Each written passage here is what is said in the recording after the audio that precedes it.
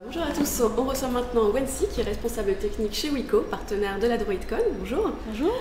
Expliquez-nous qui est Wiko, on ne connaît pas si bien que ça cette marque qui a un grand succès actuellement en France. Oui. Parlez-nous un petit peu de Wiko. Ah ouais, c'est vrai qu'on est un peu nouveau-né. Donc Wiko est une marque marseillaise, une marque française. Et après on a un partenaire en Chine qui s'appelle Tino, que pas mal de gens qui le savent déjà. Voilà. Et notre but c'est de commercialiser des téléphones de rapport qualité-prix très compétitifs sur le marché français et pourquoi pas en Europe plus tard. Donc le but c'est vraiment de s'étendre sur d'autres pays. Mm-hmm. C'est le marché test la France. Bah, là actuellement on est quand même uniquement sur le marché français, mais là c'est le but après.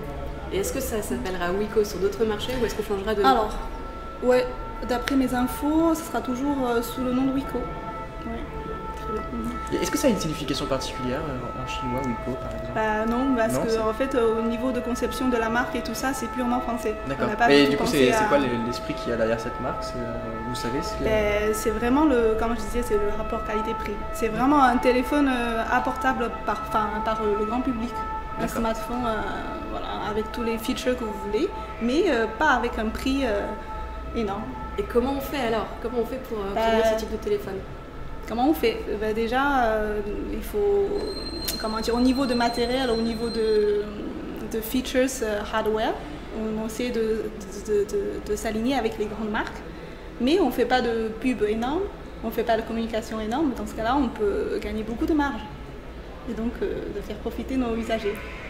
Et justement, comment vous faites pour faire du bouche à oreille face à d'autres marques chinoises qui fonctionnent bien en France, du type Huawei par exemple, pour vous démarquer par rapport à ces marques? Par rapport au Huawei, comment on... Ces concurrents chinois notamment qui émergent en France. Là c'est le côté commercial, je ne saurais pas vous dire plus, mais je sais que au début c'est vraiment le bouche à l'oreille. Les gens disent que Wiko on ne connaît pas, mais attends, ça marche très bien et il y a un SAV qui est quand même réactif. Donc je pense que c'est grâce à ça, grâce à un produit qui s'appelle Slim aussi, l'année dernière, qui a vraiment eu un gros succès. Et donc tout son successeur a pu avoir une bonne visibilité auprès de notre consommateur. Et si on parle justement de ce côté SAV, on parle des retours chez Wiko. Ouais. Comment ça se passe de votre côté? Comment vous le ressentez? Alors donc moi je reçois tous les jours les retours clients via les hotlines et via aussi la communauté de Facebook. Et donc moi je fais un filtrage au niveau de alerte rouge, alerte orange. Et tout de suite on va essayer de collecter plus d'infos possible pour une analyse derrière. Donc là on est un peu en phase d'apprentissage sur le tas pour améliorer au fur et à mesure les produits. L'apprentissage c'est tout le temps, dès le début, même jusqu'à aujourd'hui, on est toujours sur l'apprentissage, c'est sûr. Et quand même après, grâce à ces retours, on a pu prévoir plein de choses pour les futurs produits. Donc comme ça, on évite d'avoir les mêmes problèmes sur les... Vous faites du teasing là sur des futurs produits. Est-ce que vous avez des informations à nous donner sur le catalogue et peut-être sur les nouveautés à venir chez Wiko?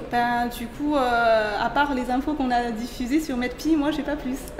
À part le Stairway et Dark Side et le 5 qui est sur le marché. Moi je sais qu'il y a énormément de projets à venir.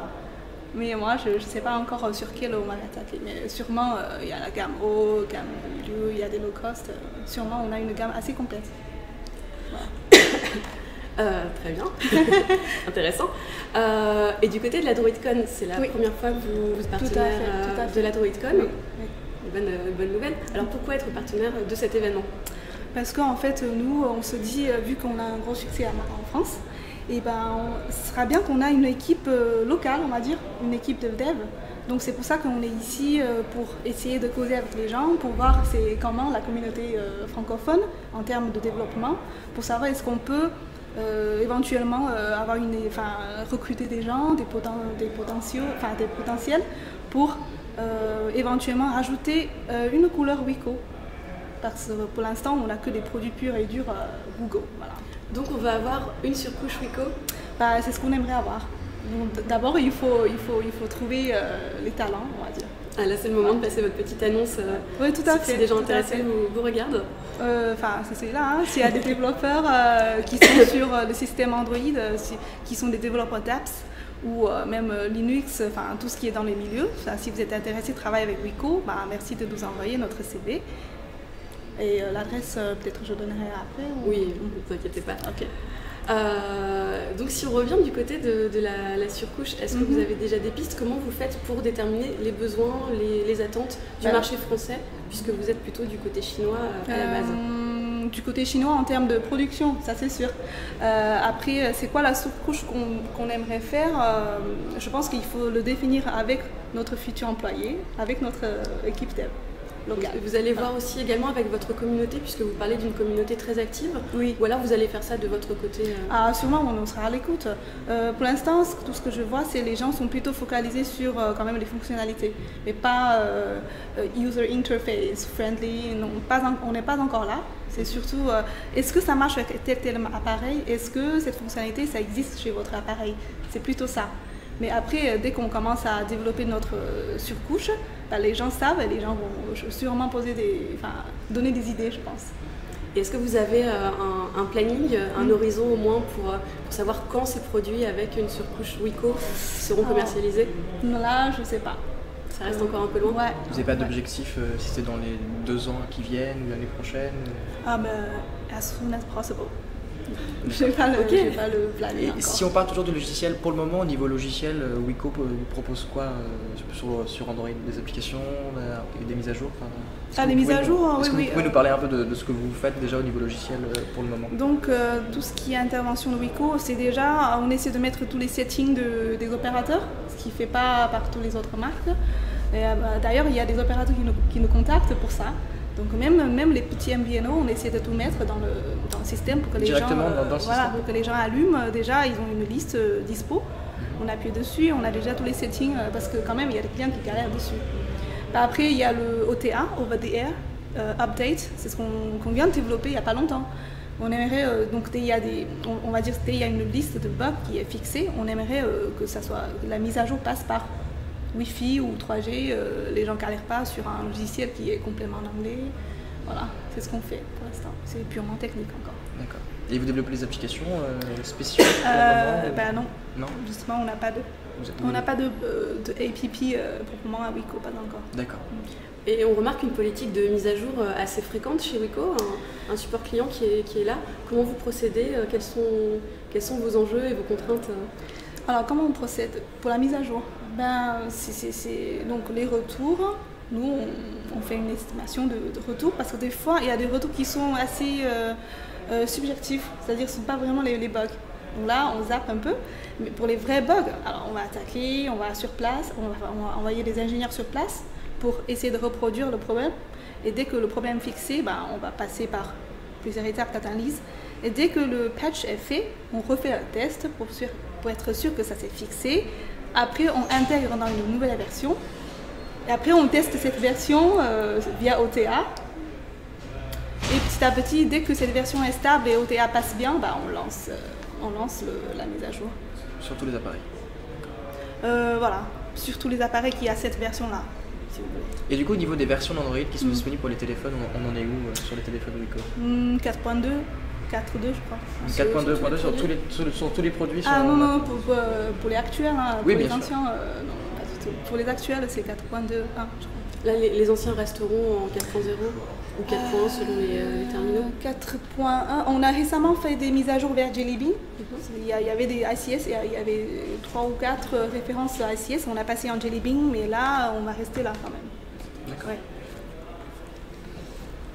Mais c'est déjà bien. Donc sur la gamme actuelle des produits Wiko, on est sur la dernière version du système. Oui, bien sûr, on va essayer de toujours rester avancé. On a des questions des gens qui nous suivent. Mais oui. Parce qu'on est en live. Oui.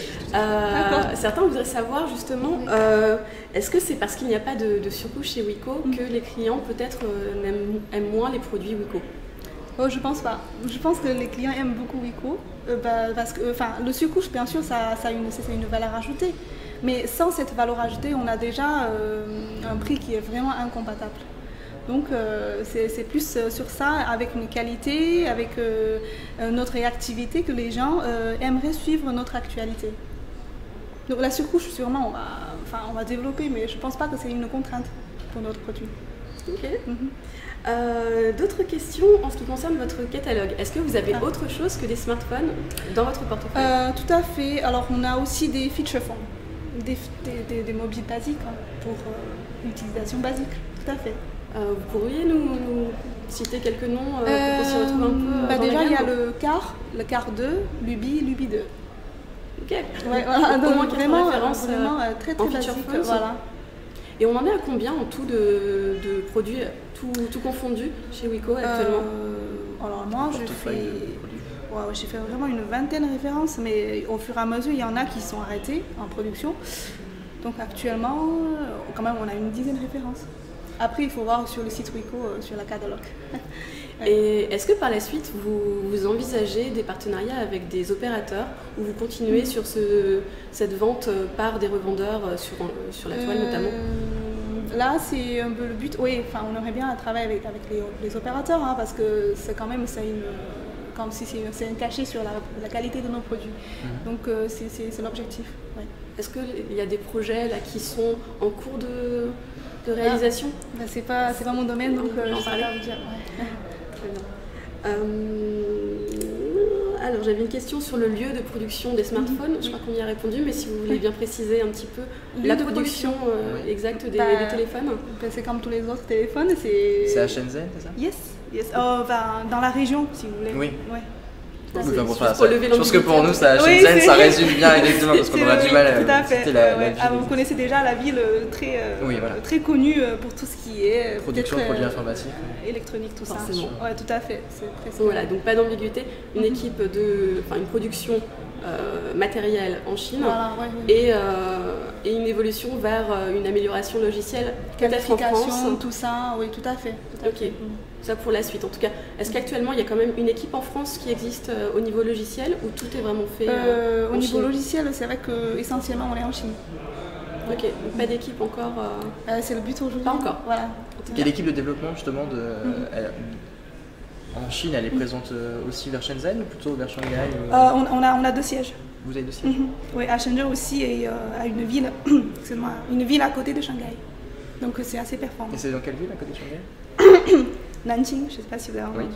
Aussi. Moi j'ai vécu en Chine pendant un moment, du coup je connais un peu. Ah d'accord. Un tout petit peu. Hein. Oui, donc Nanjing c'est une grande ville aussi. Moi je vivais à Suzhou, je sais pas si. Oui. Ah c'est à côté. Oui, bah oui. Ok. Voilà, pas voilà. Petit aparté. Entre parenthèses. Pour finir, un petit mot peut-être aux gens qui nous écoutent, si vous avez un petit message à faire passer, c'est le moment. Premièrement, c'est encore un message pour les développeurs. Bienvenue à Wiko. Deuxièmement, c'est pour les qui nous reprochent aussi. Il faut recommencer parce que pour quelle partie? Juste la dernière phrase. Le début de la phrase. Wiko, consommateur? Oui. D'accord. Alors merci beaucoup pour les consommateurs Wiko qui nous aiment, qui nous suivent et qui nous reprochent pour nous aider à grandir, à développer. Merci. Merci.